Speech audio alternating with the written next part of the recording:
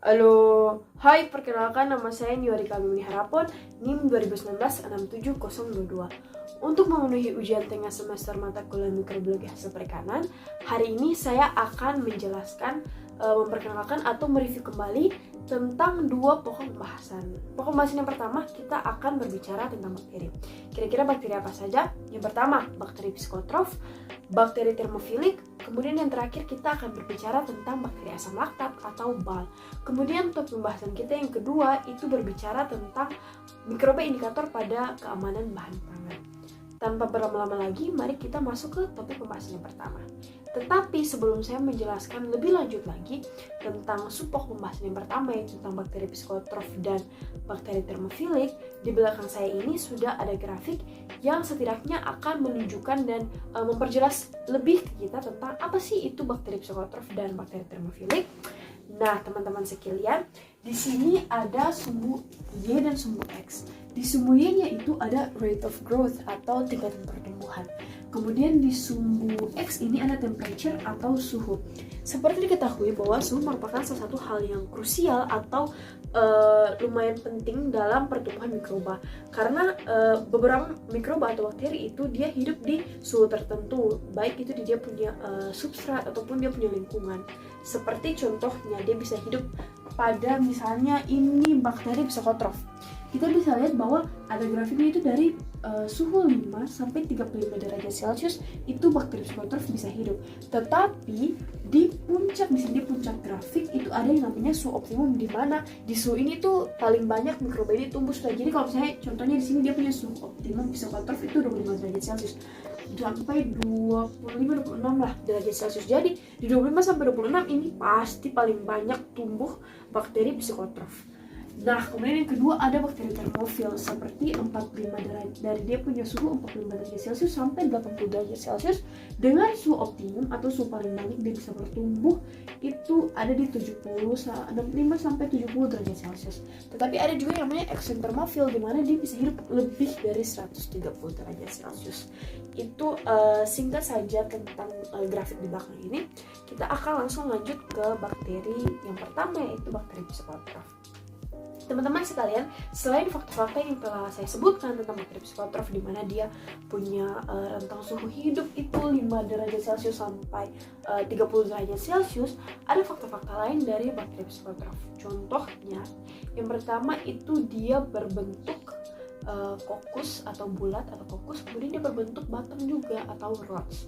Tetapi saya menyimpulkan bahwa kenapa sih paling penting sekali kita mempelajari dalam mikrobiologi hasil perikanan, contohnya itu mempelajari tentang bakteri psikotrof, karena ada salah satu bakteri psikotrof yang lumayan terkenal dalam dunia pangan dan dunia hasil perikanan, yaitu bakteri Pseudomonas.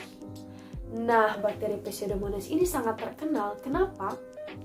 Karena bakteri Pseudomonas ini merupakan salah satu bakteri pembusuk, di mana keberadaan dari bakteri Pseudomonas di dalam suatu hasil perikanan atau bahan pangan itu menunjukkan bahwa bahan pangan itu kualitasnya itu sudah jelek atau mutunya itu rendah. Karena bakteri Pseudomonas ini menghasilkan senyawa-senyawa sulfida yang mengakibatkan bau busuk. Selain itu baru saja dipelajari di biokimia hasil perikanan, itu kita mempelajari tentang bahwa ternyata bakteri Pseudomonas ini contohnya terkhususnya itu dia punya bakteri Pseudomonas putrefaciens, dia menghasilkan senyawa TMA atau trimetilamin, yang dimana semakin banyak TMA, karena TMA ini kan dia merupakan salah satu indeks mutu dari suatu produk pangan ya. Jadi semakin banyak TMA dalam suatu bahan pangan, itu berarti dia punya mutu semakin rendah. Nah, jika semakin banyak Pseudomonas dalam suatu bahan pangan, otomatis dia punya dia punya mutu juga akan menurun dan rusak ya. Intinya dia punya bahan pangannya rusak. Selain itu, kenapa sih kita juga harus mempelajari lebih dalam tentang bakteri psikotrof contohnya? Karena teman-teman yang kita sudah pelajari tentang penanganan hasil perikanan, bahwa ada dia punya dasar-dasar nih, bahwa dalam penanganan dan pengolahan itu harus diterapkan 3C dan 1Q. Yang pertama clean atau bersih, kemudian careful atau dalam penanganan dan pengolahan itu harus berhati-hati, Kemudian yang ketiga itu cold atau cold chain, rantai dingin. Kemudian yang keempat itu satu Q itu quick atau secara cepat. Nah, cold chain ini nih, bahwa dalam pengolahan dan penanganan itu harus dijaga agar ada rantai dingin di mana dia punya suhu tetap rendah. Tetapi ternyata di suhu rendah pun ada bakteri psikotrof yang mampu hidup dan bertumbuh seperti bakteri Pseudomonas. Kemudian selain itu, selain bakteri Pseudomonas, ada juga jenis-jenis bakteri psikotrof seperti bakteri Lactococcus, Micrococcus, Aerococcus, dan sebagainya. Itu mungkin singkat tentang bakteri psikotrof. Kita lanjut ke bakteri yang kedua, yaitu bakteri termofilik. Untuk bakteri termofilik seperti psikotrof, sudah jelaskan tentang dia punya rentang suhu. Untuk psikotrof termofilik itu sekitar 45 sampai 80 derajat Celcius, bahkan lebih sampai 130 derajat Celcius. Kenapa salah satu bakteri termofilik ini yang paling terkenal nih, bahkan di semester sebelumnya di mata kuliah teknologi proses termal, bakteri ini paling sering disebut yaitu bakteri Clostridium botulinum. Nah, bakteri Clostridium botulinum ini paling sering disebut dan dia merupakan terkenal karena bakteri ini dia menghasilkan toksin, lebih tepatnya neurotoksin, di mana toksin ini dia menyerang saraf. Jadi bakteri ini dia bersifat patogen. Jika ada bakteri ini dalam suatu bahan pangan atau kita sebagai manusia mengkonsumsi bakteri ini, maka dia akan menyerang saraf kita sehingga dia bersifat racun lah dalam tubuh kita.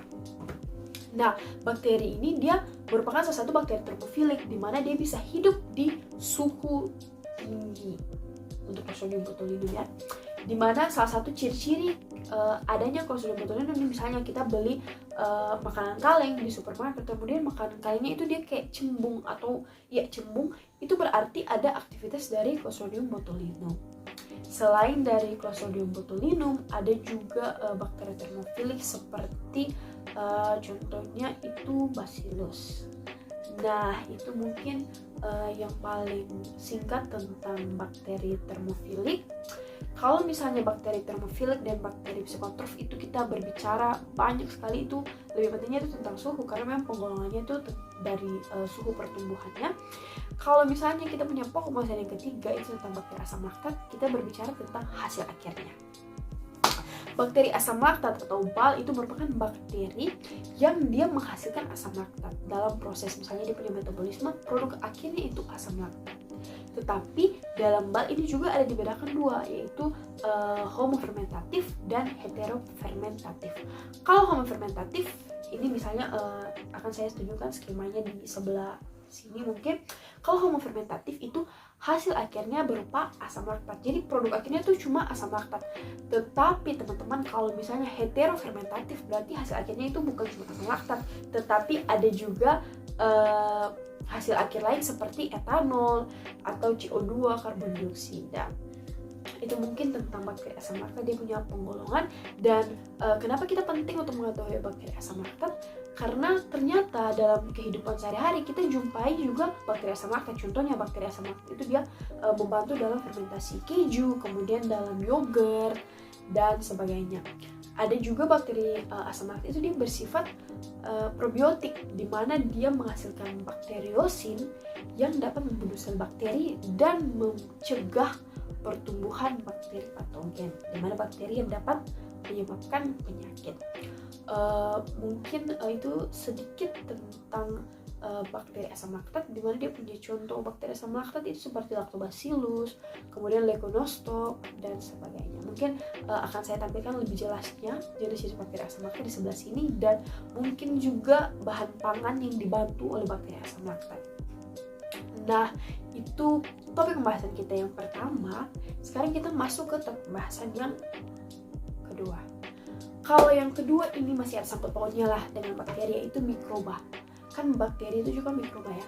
Jadi mikroba indikator pada keamanan bahan pangan. Berbicara tentang indikator, berarti kita berbicara juga tentang indikasi. Jadi mikroba-mikroba yang mengindikasikan apakah bahan pangan ini sebenarnya dia aman tidak untuk dikonsumsi. Contohnya bakteri-bakteri apa saja. Jadi ketika ada bakteri-bakteri ini nih di dalam satu bahan pangan, misalnya dia sudah lewat dari batas tertentu, maka bisa dipastikan bahwa di dalam bahan pangan itu ada bakteri-bakteri patogen lainnya yang dapat merugikan ketika kita konsumsi bahan pangan tersebut. Contohnya itu salah satu mikroba yang sering digunakan untuk mikroba indikator itu seperti Escherichia coli atau E. coli. E. coli ini yang bakteri gram negatif. Kemudian ada juga Salmonella, Enterokoki dan sebagainya. Nah, ada salah satu kasus beberapa tahun yang lalu itu menyangkut di Pasar Mardika. Jadi ternyata di Pasar Mardika ini itu juga masuk berita ya di kalau tidak salah itu berita.com. Akan saya cantumkan, mungkin dia punya web beritanya. Jadi diketahui bahwa ternyata di Pasar Mardika ini setelah diteliti ternyata ikan-ikan yang dibeli dari Pasar Mardika itu ternyata dia mengandung bakteri-bakteri Escherichia coli. Dia mengandung bakteri-bakteri ini, mikroba indikator, yang dimana ketika diteliti bahwa di dalam ikan itu ada mikroba indikator seperti Escherichia coli, berarti diketahui bahwa hasil-hasil perikanan dari yang dijual di Pasar Mardika itu dia punya kualitas itu tidak baik. Ternyata setelah ditelusuri lebih lanjut, yang menyebabkan sampai ada mikroba indikator seperti bakteri E. coli itu karena punya hasil cucian ikan, jadi air cuciannya. Jadi ketika mau mencuci ikan, pedagang menggunakan air yang diambil dari diambil dari sekitar pasar, di mana air itu ternyata telah tercemar dari feses-feses manusia, di mana ada WC-WC gantung di sekitar air itu yang tentunya kan E. coli ini kan merupakan salah satu bakteri yang ada di saluran pencernaan.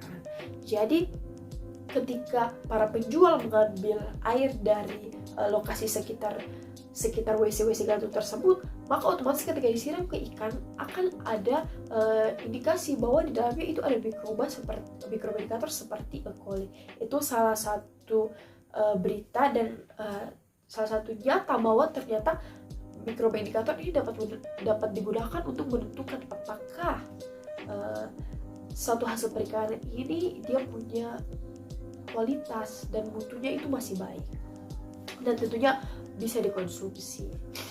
Nah, itu mungkin tentang mikroba indikator. Lebih lanjutnya lagi akan saya tampilkan di sebelah sini tentang SNI yang tabel SNI untuk kesegaran ikan. Jadi misalnya nih untuk ALT atau angka lempengan total, jumlah Escherichia coli itu sekian. Kalau misalnya lewat dari itu berarti itu sudah tidak bagus, berarti dia punya mutu itu sudah paling jelek sudah. Nah, mungkin saya akan tampilkan di sini. Mungkin itu sekian dari penjelasan dan review saya hari ini. Sekian dan terima kasih.